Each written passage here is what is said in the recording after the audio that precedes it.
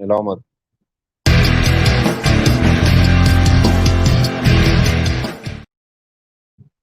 अस्सलाम वालेकुम। Welcome to the live interview series में मुनीम बातूनी। और आज जो हमारे गेस्ट हैं उनका ताल्लुक कहाँ से है, क्या करते हैं, उनके बारे में मैं आपको बताऊंगा। Today my guest is Mister Andrew Detman. He is a counsellor at DRT, former counselor and senior counselor at acting manager at addiction counsel. So today I'm going to invite my friend Mr. Andrew without any wasting time. Assalamu alaikum, Andrew Dettman. How are you? Alaikum salam, namaste. Very nice to be here. It's a little bit earlier in Britain than it is in Pakistan, but it's very nice to be here. I'd like to thank the Rehan Foundation for supporting this, and thank you, Muniem, for inviting me in for a little talk. It's very nice to be here. Thank you, Andrew. It's such an honor for me to have you on my show. So, first of all, I want to ask you that kindly introduce yourself so my audience should know about you. Who is Mr. Andrew Dettman? Okay, thank you. Well, I'm a counselor. I'm a therapist mainly, so far as this program is concerned, this interview. And I've been involved in the field of addiction for quite some time. I started in 2004, and I've worked in the prison system here in the United Kingdom, and then over the years I've developed a new approach to this disease of addiction called addiction resolution therapy, which tries to shed some light upon this global disease, which is not just affecting individual bodies at this time. It could also be shown to be affecting systemic bodies, businesses, corporations, banks, even governments are exhibiting difficulties in terms of how they lead the bodies that they are given charge over. So it is a pleasure to be here, and this disease of addiction that I work within is it could be argued so serious that it is the underlying difficulty that faces mankind, within which COVID-19 is simply a symptom. So we're living in very difficult times. All of us are in a place of having to look at the way we are with each other and with ourselves. And what addiction resolution therapy brings forward is a new way of looking at what happens when a person becomes ill with themselves and when a system becomes ill with itself. So in this interview, what we'll try to do is to open this approach and to try to see if it can become a little bit more clear.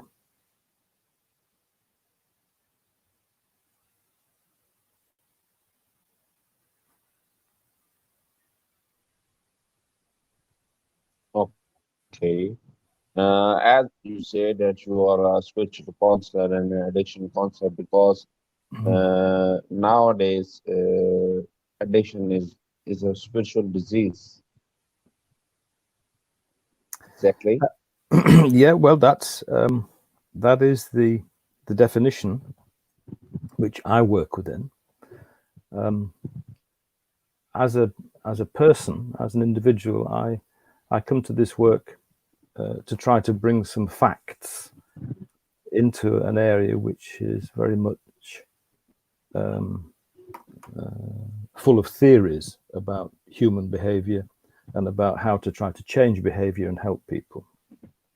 My journey into this area, I haven't had a drink of alcohol for 25 years myself. So in my life as a Western man, it became clear to me that alcohol had become a problem, and I had to find a way to change that behaviour. And thank God I was brought into a program and a way of life which alleviated that problem and opened my way forward into being able to train and to be able to share my experience in a professional manner.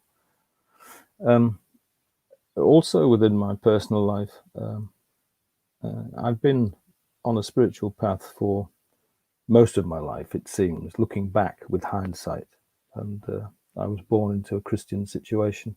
I accepted Islam in 1984, mainly to try to bring my insides in harmony with my outsides, because by that time I'd already been introduced to the work of some of the Sufi masters of the past, Jalaluddin Rumi, Muhyiddin ibn Arabi, and I had been brought into contact with a Sufi called Bulent Rauf, who opened a school in Britain, which I was very fortunate to attend for a while and to be opened to this rich history of the psychology of spirituality, which has always been here on earth, generally hidden in the dervish path, in the Sufi way, through the centuries. And so from that time in the early 80s, it started a journey for me, which carries on to this day. And so in terms of being a member of the British Association for Counselling and Psychotherapy, to do the work that I do with the disease of addiction, I'm also a member of their spirituality division. So I counsel with energy across cultures. So the main approach for the disease of addiction in the world rests upon the 12-step program, which arrived in mankind's orbit in 1935, 36, 37 in America, mainly for alcohol. It roots in how to change people's behavior around alcohol with Alcoholics Anonymous. And so every rehab in the world today that tries to look at behavior change draws upon this program called the 12-step program. And so this is a spiritual program of recovery, and it describes the disease of addiction as a spiritual disease. And it says, therefore, there's only a spiritual solution for this disease. And so 85 years later, the challenge that I have tried to address is how can not only individuals, but collections of individuals be brought to a point where, even though all of our problems appear to be mental and physical, actually the problem is a disconnect from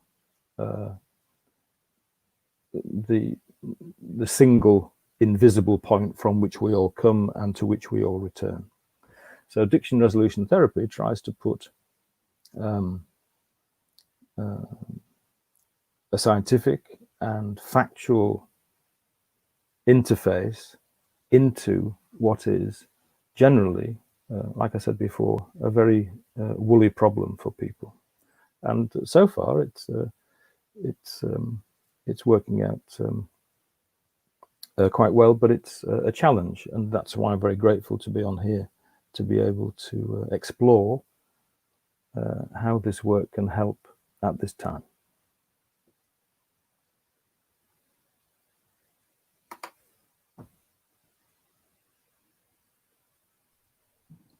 Okay, that's good. And you obviously, whenever I ask you, give me a detailed answer, and that's it's good for me and for our listener that they can understand the question in a detailed way, and that's the best way I think to tell someone. Okay, now I'm going to take you ask questions.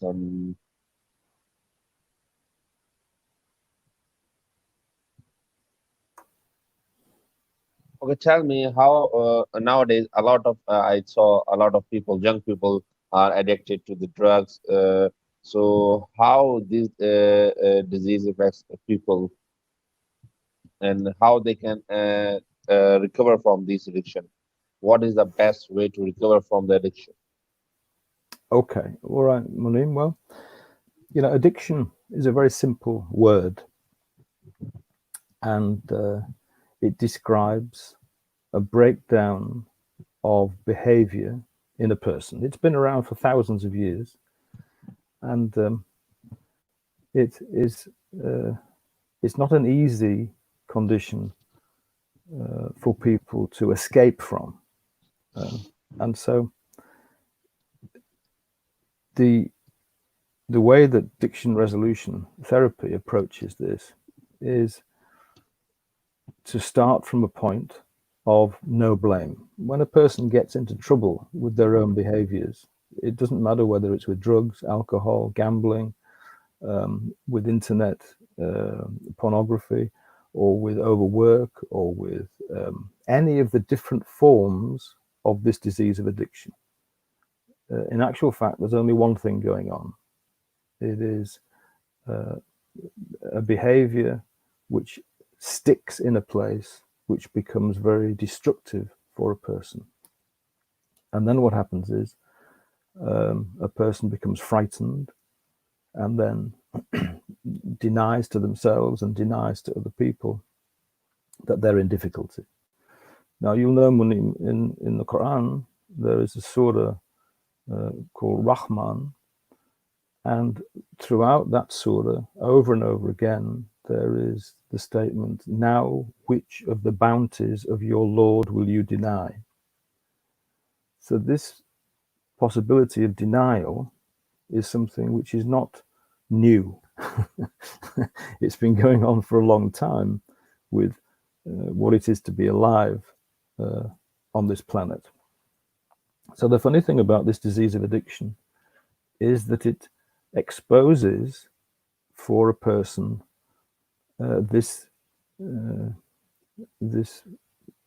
fact of denial, what it is for a person to deny that they're connected to a creator or to a source and connected to each other. And therefore the treatment of addiction has to be able to approach denial. And if denial is not attended to, then really nothing can change for a person. So this disease of addiction has been described by an American psychiatrist called Scott Peck, who wrote a book called A Road Less Traveled. He called addiction a sacred disease.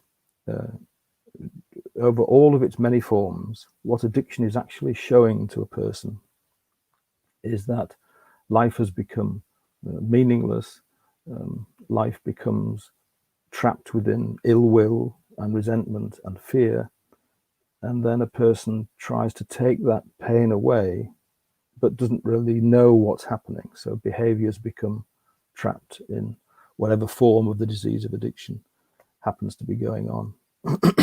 So your question is, how can young people be helped within a condition which is now such a global situation in the West and in the East? There are many forms of this disease of addiction which are hurting many people's lives. And the thing about drugs, alcohol, issues which appear to be the main areas of the disease of addiction, it's very difficult for governments and for legal systems to simply ban them. Because as soon as a situation is banned, then it takes on a different energy. Criminality sets in, easy money sets in. And in America in the 1920s, America then tried to ban alcohol completely because it was causing so much trouble in the society. And huge problems arose. Criminal gangs arose in America, bootlegging of alcohol, which is brewing and making illicit alcohol, started, and the problem got worse. So really, that is the key historical indicator of how difficult it is for governments and countries to help people to help themselves. Simply banning things often has the opposite effect.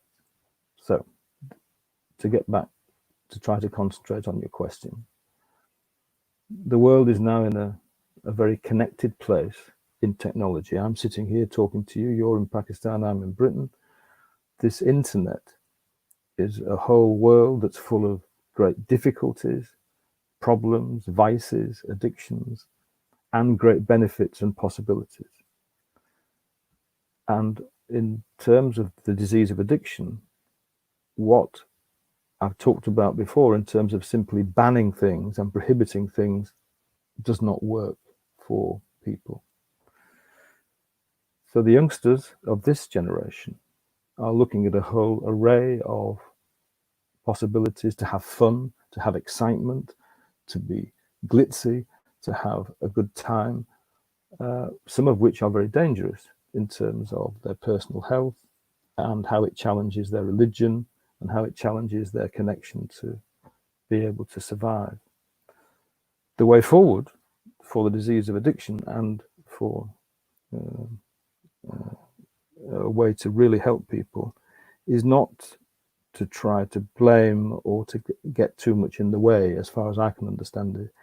It is to be able to say that whatever is happening for a person, there is always a way out. So what addiction recovery dynamics really show is that if a person gets into trouble, there is a way out. There's a proven way out of any difficulty for mankind, especially within the disease of addiction. So young people are going to experiment, young people are going to challenge, young people are going to do all the things that young people do. The key to this is to be able to say that what really kills people is the inability to ask for help. So to encourage people to find ways to ask for help is the first step if a person is getting into trouble with whatever form of addiction may be appearing in a person's life.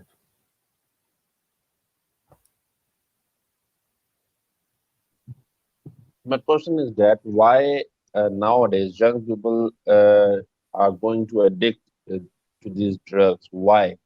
What is the main reason? Is the media or is the internet? Why they are so much addicted to different kind of drugs, different kind of porn sites? Why? Well, drugs, alcohol, mind-altering substances have always been part of mankind's experience. Back in a tribal situation, it seems that man has always been attracted to things which appear to take them into a different world, appear to alter the way that they see and hear and perceive what's going on around them, to relax them, to excite them, to do all the things that drugs do. If addiction was just about drugs, it would be a relatively more simple thing to address. Addiction is not just about drugs. It's about how a person relates from their head, where people imagine that they live, and how they relate to their instincts, which is this body that we live in. So this body that we live in is a very ancient piece of kit. It hasn't changed much for thousands of years. This is the same body that the Buddha had. It's the same body that Jesus Christ had.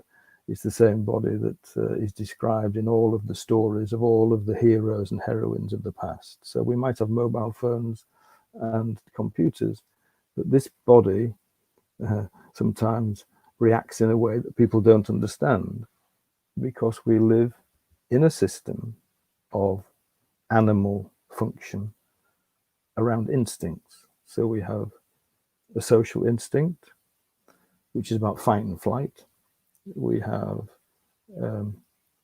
we have a security instinct, which is about fight and flight. We have a social instinct, which is about how we come together in groups and herds, and who's the boss, who's in charge, how I think about other people, how I imagine they think about me.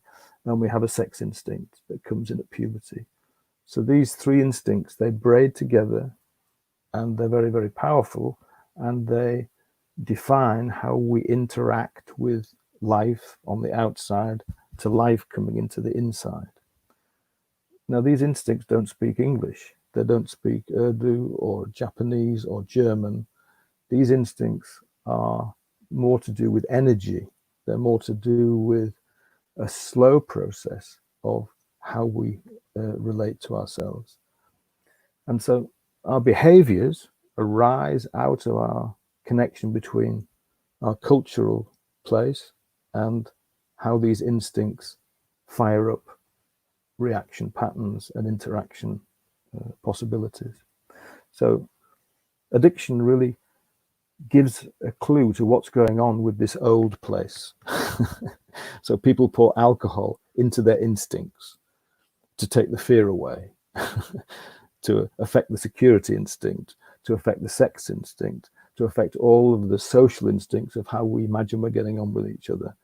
And depending upon how sensitive a person is, then a person can get away with that for a while, and then it starts to go wrong. But you see, addiction can also be about gambling, nothing to do with drugs. That becomes then about the inner drugs, the inner release of adrenaline, the inner release of endorphins, dopamine, serotonin. So people start to mess around with their own inner chemical factory.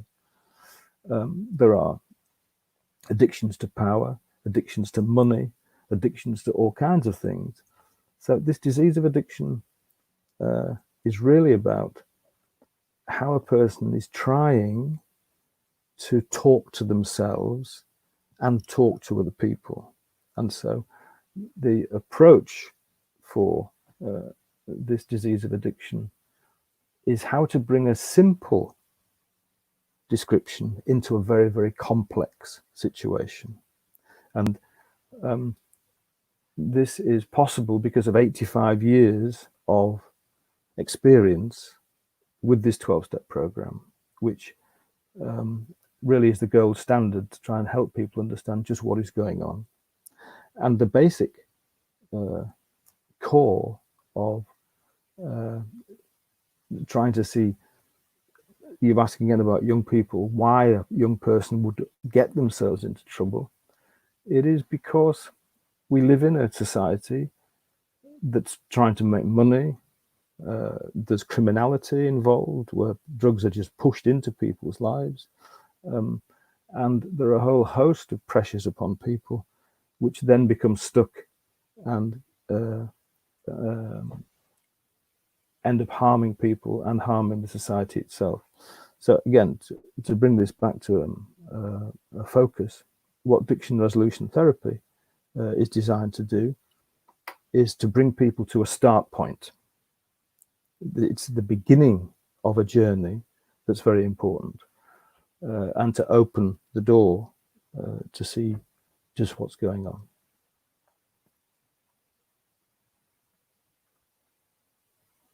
These are very good questions, very short questions and very long answers at the moment. Okay, one of our friend is asking, what is the secret of your success? Well, that's a very good question. Always,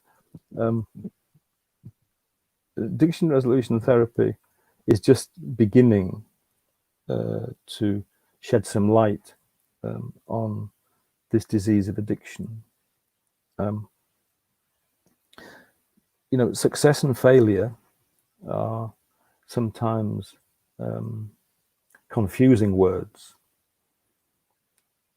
The truth of this disease of addiction is that often people become too frightened of failure. And fear is a big component of why a person would get into trouble with behaviors which hurt them. we all know that you can't ride a bicycle without falling off and getting back on. We can't learn to walk without falling down and standing up, falling down and standing up. So it's a very good question in terms of what is the secret of my success. The secret of my success, to some extent, is that I've failed an awful lot in my life to be able to know what it is to be able to succeed, truly to succeed. And this disease of addiction, which I work within, is a very relevant phenomenon, because everything at the moment appears to be failing in terms of people's lives, in terms of this global pandemic, in terms of global concerns about money, how on earth is mankind going to survive? And so these issues become pressing in terms of just what is failure and what is success. Recovery dynamics from the disease of addiction show that in the middle of a person's apparent collapse and failure, there can be a wonderful journey of success out of that disaster. Because the journey out of addiction is a spiritual journey. It is a journey which is only made possible when the right diagnosis is applied to the problem. And this is the key to success. The beginning of the journey, which depends upon the diagnosis. If the diagnosis is not accepted, then nothing can start. But more important than that, if a person is going to enter a journey of change from a position of being in denial, if that denial is to crack, they must see that it is possible for them. So the beauty of this 85 years of looking at this disease of addiction, there are now millions and millions and millions of people over time who have changed their lives out of this disease of addiction because they've accepted that it is a spiritual problem and they've accepted that it has a spiritual solution.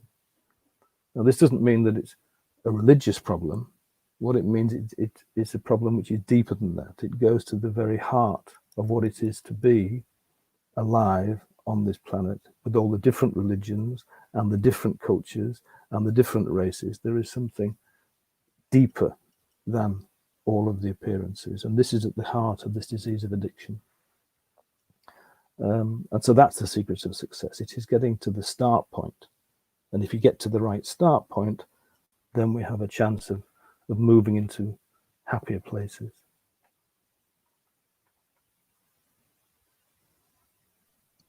Thank you so much, Andrew. We have talked a lot regarding addiction, regarding youth, and it's such an honor for me to have you on my show. Thanks a lot. In the end, would you like to give us some good message for our audience, for our youth, for our listeners? Well, it's been very kind of you to have me on today. The nature of conversations like this is that often it goes into places that are very difficult to plan beforehand. So I hope that I haven't given too much detail that gets in the way of what is really a very simple message. This disease of addiction is a global disease. It is actually, in my understanding, the real problem which is disturbing and violating man's ability to live happily and harmoniously on the planet. COVID-19 is a symptom of this difficulty that cultures are having living with each other, religions are having living with each other, all the many forces acting upon individuals and systems. All of the problems of the collective can be seen in one person. So when one person gets in trouble with a disease of addiction, the story seems immense. The analysis seems to burn the head out. There appears to be no release from the problems, which is why it's such a painful disease. When dealing with the person, one person, 85 years of experience shows that all this analysis and mental work about trying to justify, explain, blame is part of the problem and not the solution. So the message really for individuals and for systems is that there is a very simple template which 85 years of recovery dynamics brings into clear light, that to be healthy, a person lives in the visible or physical world, we live in the mental world, and we live in the invisible or the spiritual world, and that those three worlds have to be connected. And if they're not connected, a person will become ill with themselves, and eventually a collective will become ill with itself. And so even though the problems appear to be mental, physical, mental, physical, mental, physical, the actual problem for a person and for a society is that we have become disconnected from the invisible place where the singularity is. So it's a bit like we're all stuck on platform 9 3/4 in Harry Potter. We can't get through the wall into the magic of how to bring the words to life, how to be able to live together as different people. How can the many and the one be brought back together again? This is so very important at this time. And the beauty of an illness is that an illness doesn't respect boundaries or cultures. So it says in the Quran, God sends sickness to his favorites. Now, this is a very difficult thing for the Western mind to understand. And yet, within an illness, there's always a remedy. First, the illness has to be accepted. Once the illness is seen clearly, then the remedy comes with it. And so this disease of addiction seems to be a very terrible thing, but actually it opens the door to be able to understand that we're all actually in the same boat. So we're not coming to this, I'm not coming to this saying I'm well and you're ill. We're all actually in a place of disconnect, looking for a way to bring our condition into a happier place. And the good news is that this is possible. In English, in England, we have a saying, it's always darkest before the dawn. And so these times that we're going through, once we can arrive at seeing things more clearly, the solution then starts to flow. So this is a time, I'm not, underestimating the problems that we all face. But addiction resolution therapy is a beginning of a bringing of a spiritual message in a counseling format to bring people and systems to a clearer beginning to move into a better place. Thank you so much, Mr. Andrew, and it's such an honor for me to have you on my show. Now it's time to end our show. Okay. Thank you so much, and I'm going to end my show in my own language, so be there. बहुत शुक्रिया आपका। आज का show यहीं पे इख्तिताम करेंगे इस उम्मीद और इस दुआ के साथ कि जान रहें, खुश रहें, अपना ख्याल रखें, और सबसे अहम मैसेज आखिर में कि बराए करम शादी से पहले अपना और अपने लाइफ पार्टनर का थैलेसीमिया का टेस्ट लाजमी करना। अपना ख्याल रखिएगा। अल्लाह हाफिज।